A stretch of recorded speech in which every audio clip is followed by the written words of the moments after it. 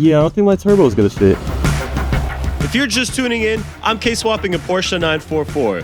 In the first 2 episodes, you can see me taking out the stock motor and dressing up my new K-Series motor. And now, it's come time where I need to test fit it to make sure that everything will clear under the hood. It's an exciting moment in the swap because what I'm doing right now is wheeling this engine over so that I can test fit it in the 944.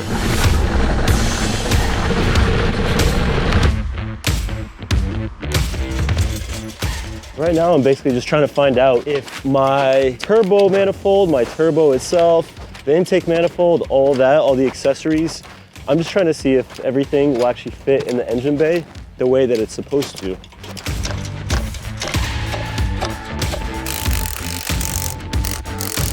We have separation from the engine stand.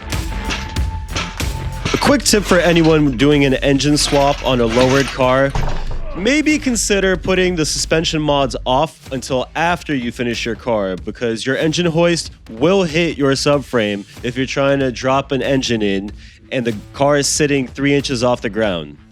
Anyhow, moving on, the engine was going in pretty smoothly. There were a couple snags such as the reservoir for the master cylinder, but otherwise it was all seemingly going in smooth. And that's when I realized my first major snag of the project. Running to the first issue, turbo. I cannot go any lower. It's so close though too. God damn. I guess I'll take the turbo off. No matter how I wanted to spin the motor, there was just absolutely no way that this turbo and turbo manifold combo would fit for my application. All right, so that's the rough estimation of a K-Series in a 944. The engine is test fit in the engine bay and it fits pretty damn good. It looks like things are gonna be very snug once everything gets buttoned up. However, here's the one problem. The input shaft right there is not lining up with the crank. I want, just for a test fit, to wedge these two against each other just so I could see the final resting place. And of course, this turbo manifold. Here I am trying to finger measure just how close it is to the strut tower, and there's just no way of making this work. I'm trying to figure out a solution, and I think I have one, but in the meantime, I do have to pull the motor right back out and start from scratch on the turbo side of things. This right here is probably the cheapest K20, K24 manifold that you could get. This I got right off eBay. It was probably like $90, $100. Cast manifold. Probably not the best flowing, but you know what? I'm kind of out of options right now unless I want to pay top dollar for different manifolds. The truth is, there are other manifolds that exist for a rear-wheel drive conversion for a K-Series. However, they cost literally the amount that my long block cost me, so it just didn't make sense to spend that type of money on just the turbo manifold when I had so many other ancillary items to buy. So in theory, this entire contraption should work. In theory. Believe me, I too was cringing when I was putting this all together with V-band clamps, but I did get the welder out later on. So it would live like so, which is ample space for the downpipe to shoot right back that way. A lot of test fitting here. There's also a sensor that I have to plug up right here, so that's gonna be tricky. That is so hideous. Let's see, now I'm gonna have to entirely reclock the whole turbo. That's how it goes, I guess, with custom projects like this. Fine, one day it will run. I'm at a very pivotal point here with this swap. We finally come to the final piece that really makes the engine be able to connect and speak to all the components of the Porsche 944. And that would be the whole clutch kit and the bell housing. Now, we'll get to the bell housing in a little bit because that's a little bit more involved. But for now, let's install the clutch and pressure plate. The first thing that you need, obviously, is what are these? A clutch disc. This is from a company called rwdmotorsport.com, or Rear Wheel Drive Motorsport. They're based out of the UK, and they manufacture some gorgeous, gorgeous parts. This is actually meant for a Ford Type 9 transmission. However, the spline count, the spline shaft, is identical to the one found in the Porsche 944. It's 25.4 millimeter or 1 inch by 23 splines. So with that being said, I also got myself a Ford clutch alignment tool that matches up to these splines. So let's get started. First things first, you're gonna notice there's gonna be a flywheel side and a pressure plate side. gonna extend a bit more. So we'll take the flywheel side, put it onto the flywheel. First we'll enter with this alignment tool, and it doesn't want to go further. That's cool. Excellent. Maybe I'll just do clutch and pressure plate at the same time. So this is what these two look like when they're combined. And lastly, there are 1, 2, 3 locating dowels on the flywheel. You have to make sure when you install the pressure plate, 1, 2, 3, all line up with those dowels. So let's try that. So after modifying my clutch centering tool, let's try this again. Okay, now we're centered. Right. These dowels are a real fucking pain because I'm not on them, that's why. I actually found it quite hard to align the pressure plate with the dowels, but once I did, it went on super smooth and very, very snug for a perfect fit. Start putting in the hardware. Deep socket, 10, 12 point, star pattern. Oh, I got a ways to go. And this is exactly where I decided to take a shortcut and busted out the impact wrench, which kind of bit me later. And the final piece. Okay, not great. We'll try one more time.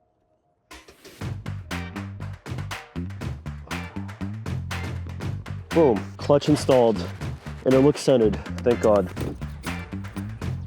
Well, I'm gonna have to make a run to the hardware store. The problem is that I'm in the middle of nowhere, so no car service is gonna pick me up, and I don't have a running car.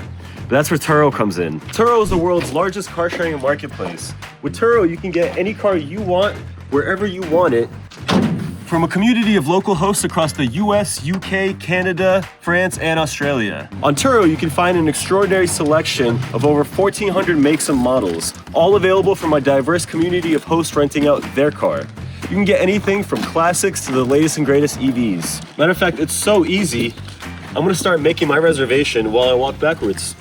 To book a car, it's truly as simple as logging onto the website or app, typing in your location and the dates you need a car for, finding a car you like, hit book this trip, and wait for your host to deliver you the car if you booked your car with delivery option like I did. Might be a car that you don't know if you want to buy yet. In this case, see Corvette. I'm more into quirky German cars, as you could tell already. But I figured today, why not rent something ridiculous for a ridiculously small errand and have some fun while we do it. Could I have rented something much more sensible? Sure. But I wanted to feel what 500 horsepower feels like while I work on my 500 horsepower beast. So one cool thing about Turo, you get flexible options when it comes to things like prepaid fueling. But in the meantime, I need fueling. Could I please get a large iced coffee? Thank you. Now we go buy tools.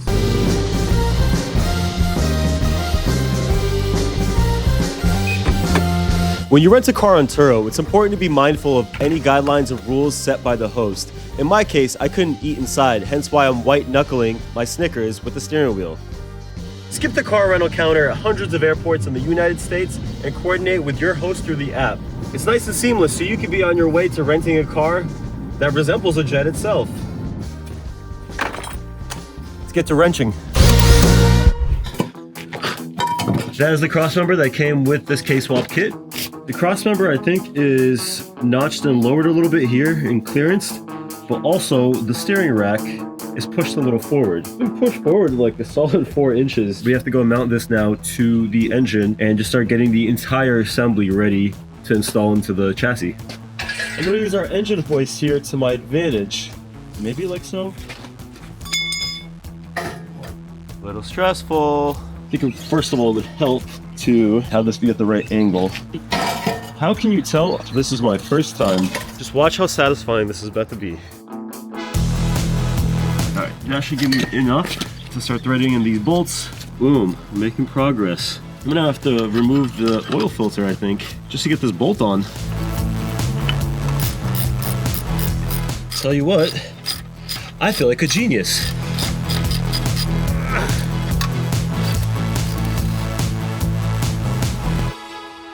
What I'm gonna do next is spin it around and start working on attaching the bell housing over here. And with the bell housing is also figuring out how to plumb the hydraulic release bearing. So this whole setup is not gonna have a clutch fork, just a hydraulic release bearing. Let's get to that.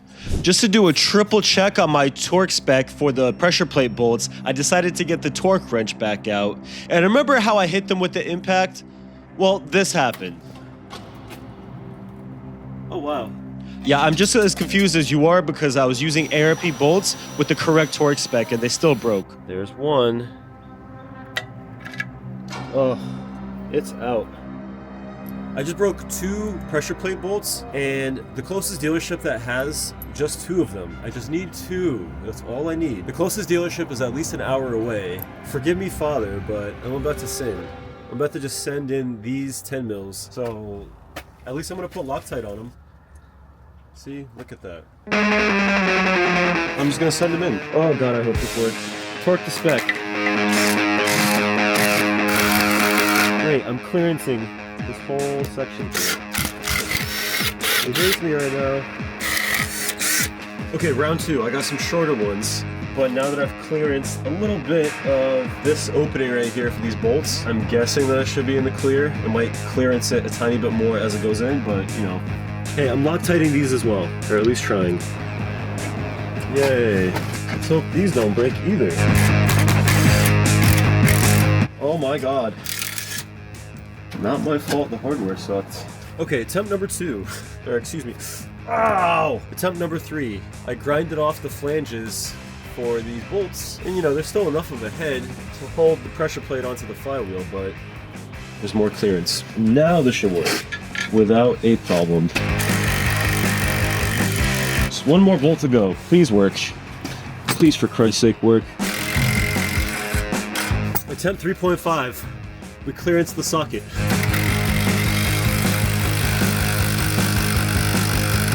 I'm gonna call that a job well done, because you know what? It's not going anywhere.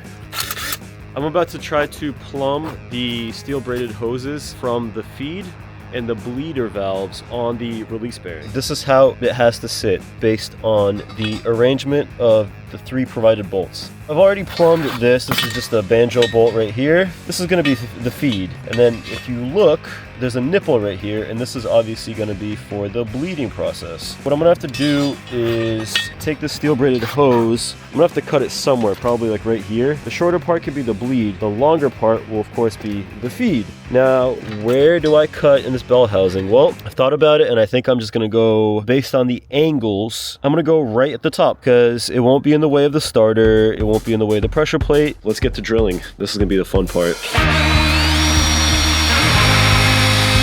God, these new drill bits are nice. So I've made my initial hole, and that should be perfect size for the steel braided hose.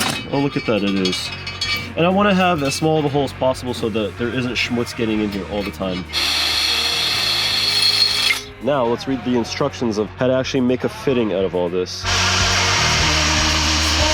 Flare this end out and push this little crush washer in there below the steel braided side and over the PTFE hose. Well, that's smart. All right, and then tighten it down. A quick pro tip for anyone working with AN lines: make sure to have a lot of band-aids on deck because you will be getting metal splinters in your fingers. Feed that guy out of here. And then the bleeder valve, which will live, I guess, on the side right here. Also, for your own sake, try to make these lines as much as possible outside of the system that you're plumbing. It'll be that much easier. Sign up now and watch Tom wrench for 18 hours straight. Boom, clutch release bearing installed. We have the bell housing. There are some locating dowels like here and here.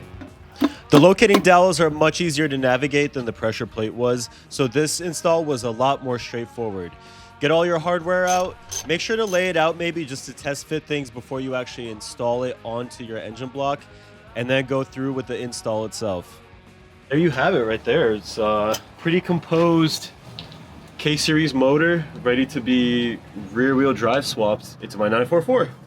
Let's just do a quick overview of the parts installed so far. So what we have here is my K244A. I've got my EP3 idler pulley, the power steering and AC delete pulley and belt setup. This is the model number right here, 1,320 millimeter long belt. And that's kind of what the rule of thumb that you would need for this setup. Now what I got was, I have the stock K244A JDM pulley, but then I believe the water pump, this tensioner, the alternator, and of course the bracket, those are all off of a K24 Accord motor. I think it's an A4 or A3, I forget exactly. To show it off some more, I got the K Power Industries rear wheel drive manifold. It's got the B-Series style throttle body here. I already have just the random parts bin, 90-degree silicone bend here already. Being as my 944 is a cable throttle car, I am maintaining a cable throttle on this whole setup. With that being said, I do want to have a TPS, so I got this Acuity TPS sensor. It's adapted to the throttle flap via a screw below the sensor here. This is the stock map sensor. This is the fuel rail here. My Amazon special. Hope it works. It should be fine. I still have to run all the lines once the actual engine goes into the car. Turbo manifold is a hodgepodge of parts, but this is a K20 log manifold off of eBay. And then this is some couplings here, T3 to V-band.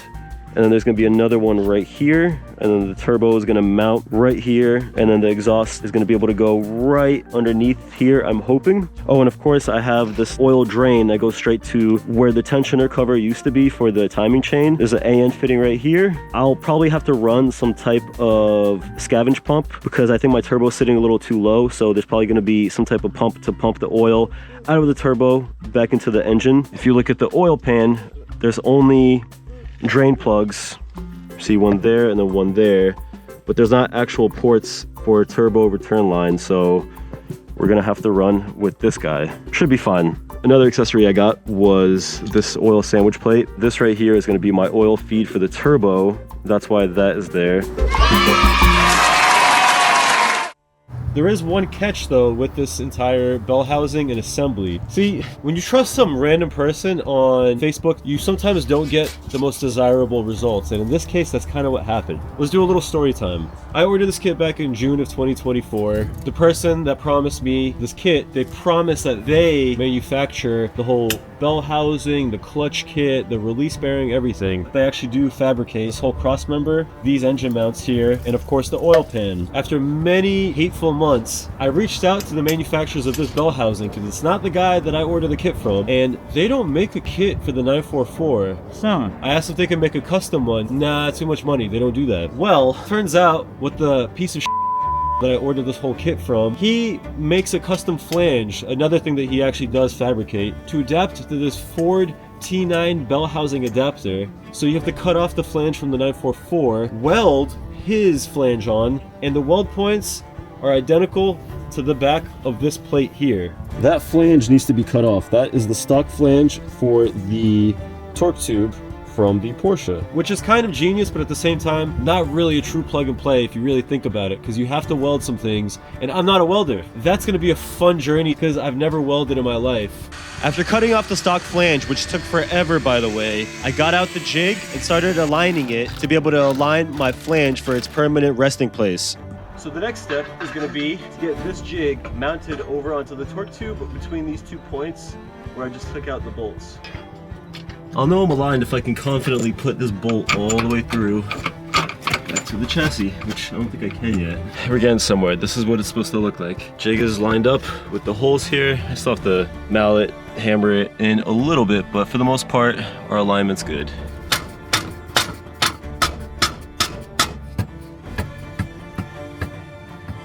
Oh, now it wants to go on easy. Okay. Interesting. Holes are lining up perfect. So let me take this opportunity to call myself out before someone else does in the comments. Do you see the mistake yet? There it is. That's the electrode holder being used as the ground clamp and vice versa. I'm using the ground clamp as my electrode holder.